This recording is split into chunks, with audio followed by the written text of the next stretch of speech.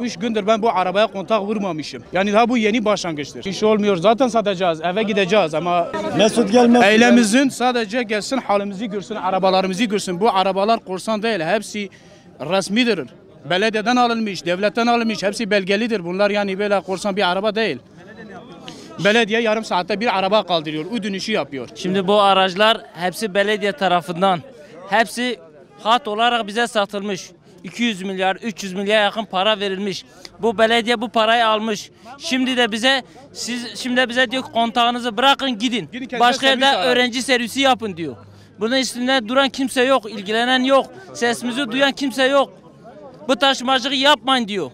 Bizimle yetkili kimse yok. Şu an burada duruyoruz, konuşuyoruz ama kimse yetkili yok. Bizim muhatabımız kimse yok burada. Bu kadar insan, 100 bine yakın insan ailesidir, şu bu herkes burada geçimini yapıyor. Ama ilgilenen hiçbir kimse yok. Buradan yetkililerden rica ediyorum. Bu gereken ne yapıyorsa yapsınlar.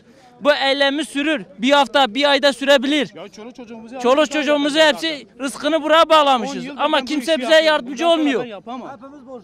Yani yazık, kimin kirası var, kimin burada taksiti var. Yazık değil mi bu kadar araç? Bu araçları veren belediye, Büyükşehir Belediyesi. Ama bu kadar şu an eylemimiz bu yani. Vallahi vergimizi yatıramıyoruz. Her ilçeye kaç tane araç tahsis etmiş? Her ilçe 5-6 tane otobüs vermiş. Büyük otobüs vermiş.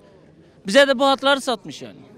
Ya kısacası bize taşımacılığı bırakın, köy servislerine gidin diyorlar, biliyor musunuz? Köy servislerine gidin, taşımacılığı biz halka hizmet ederiz. Peki biz neyiz burada? Halk değil miyiz? He? Bunlar hangi sebeplerden dolayı koltuğa geçti? Verilen oylardan değil. Konuşun. Odur o. Başka var mı? Mazotun litresi 4,5, Vallahi billahi. yolcu 60 kilometreye 1,5'a taşıyor. 1,5'a taşıyor. Anahtarı bırakın köye gidin. Kendi köyde çalışın. Köyden nasıl çalışacağız yani? Yalnız seçimden sonra değişmiş programlar. Evet, normalden bir saat başı araba kaldırıyor. Şu an yarım saatte bir kaldırıyor. 20 dakika, saatli diye bir şey yok. İstedikleri saatte kaldırıyorlar, istedikleri saatte geliyorlar, gidiyorlar yani. Yetkililerden rica ediyoruz yani biz defalarca gittiğimiz takdirde biz karşımızda muhatap bulamadık. Bulamadığımız için de biz bu eylemimizi yaptık.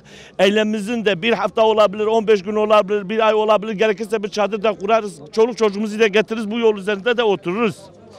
Bizim yetkililerden ricamız bir an evvel bu soruna çözüm bulunması lazım. Sizlerden de basın yoluyla siz bunları da yetkililere iletin lütfen. Yayınlayın lütfen yani. Biz bunu istiyoruz sizlerden. Akşam 8'e kadar çalışıyorlar. Yani hepimizin arkamızda çoluk çocuğumuz var. Hepimiz ekmeğimizin peşindeyiz. Doğru, güzel. Ama bu halkı ezdirmek gerek yok.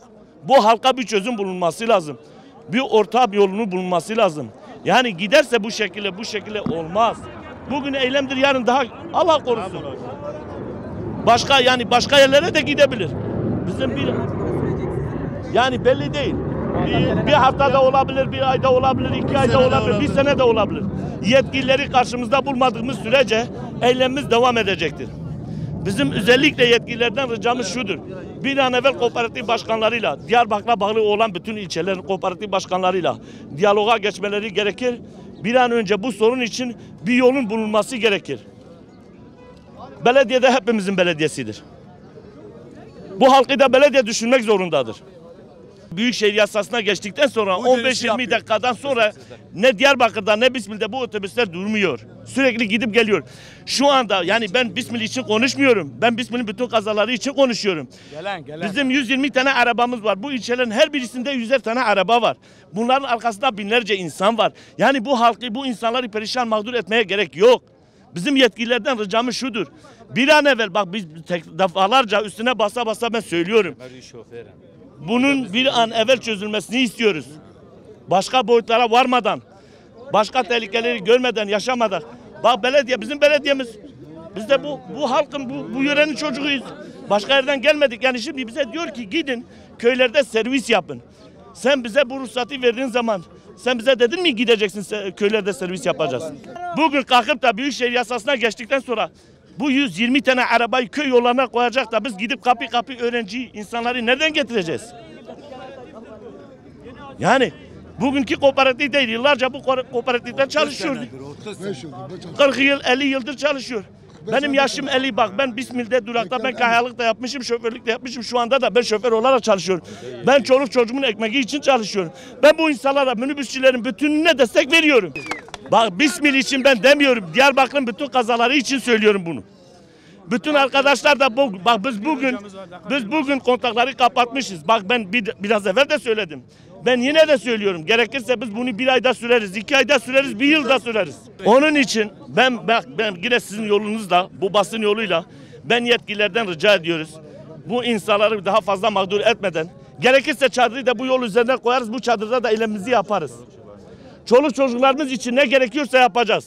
Ya bize bir çözüm bulacaklar. Yani otobüslerin 15 dakikada bir, 20 dakikada bir 100 tane yolcu koyacak da ayakta getirip götürecekse bu nerede belediye, bu nerede ulaşım? Bu nasıl ulaşım, bu nasıl büyükşehir belediyecilik? Yani bu halkı böyle mi düşüneceksin? Bu halkı bu hale mi getireceksiniz?